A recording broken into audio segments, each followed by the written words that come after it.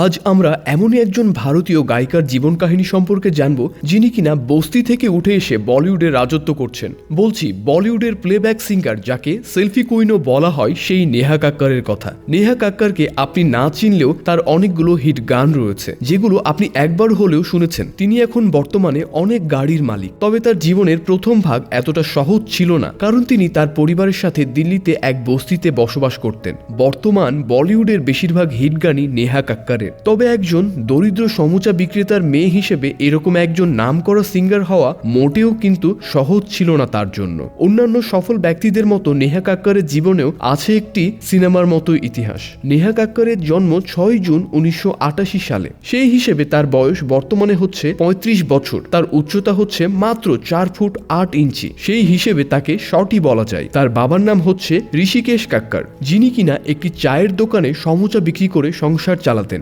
মায়ের নাম নিকি কাক্কর। এছাড়াও নেহা কাক্করের একটি বড় বোন রয়েছে এবং এক ভাই রয়েছে। নেহার বড় বোনের নাম সোনু কাক্কর, যার বয়স 44 বছর এবং তিনি একজন প্লেব্যাক সিঙ্গার, কিন্তু সেরকম ভালো জায়গা করতে পারেননি বলিউডে। তার একটি জনপ্রিয় গান হচ্ছে বাবুজি যারা ধীরে চলো। এর ধারাবাহিকতায় নেহা কাক্কর 2006 সালে ইন্ডিয়ান আইডল প্রতিযোগিতায় অডিশন দেন এবং সিলেক্টেড হন। সেই সময় নেহা 11 ক্লাসে পড়ছিলেন এবং ইন্ডিয়ান আইডলের জন্য তিনি তার পড়াশোনা শেষ করতে পারেননি। কিন্তু দুর্ভাগ্যবশত ওই সময় তিনি ইন্ডিয়ান আইডল থেকে 8 নম্বর পজিশন থেকে বাদ পড়ে যান। ততদিনে তার পরিবারকে তার বড় বোন মোটামুটি ভালোই সচ্ছল করে দিয়েছিলেন, যার জন্য নেহা কাক্কর ইন্ডিয়ান আইডল থেকে বাদ পড়ে যাওয়ার পরও তার গানের চর্চা চালিয়ে যেতে থাকেন। তখন তিনি ছোট ছোট কনসার্টে পারফর্ম করেই ভালোই এগিয়ে যাচ্ছিলেন। 2014 সালে তিনি সনি টিভির কমেডি সার্কাসে পার্টিসিপেট করেন। কমেডির মাধ্যমে টুকটাক গান গেয়ে সবার প্রশংসা অর্জন করতে থাকেন নেহা কাক্কর। এরপর তিনি ইউটিউবে কভার সং করা শুরু করেন। নেহা যথেষ্ট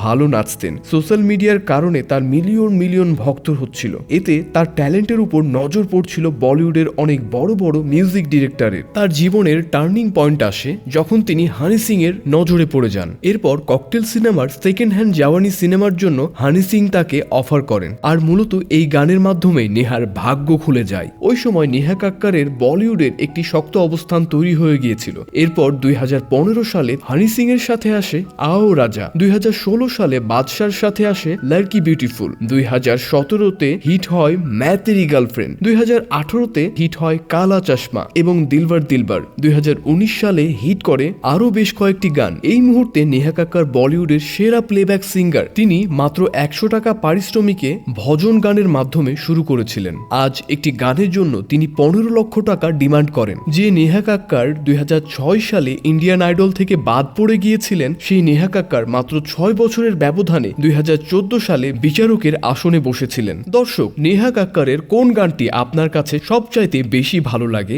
অবশ্যই কমেন্ট করে জানাবেন। ধন্যবাদ।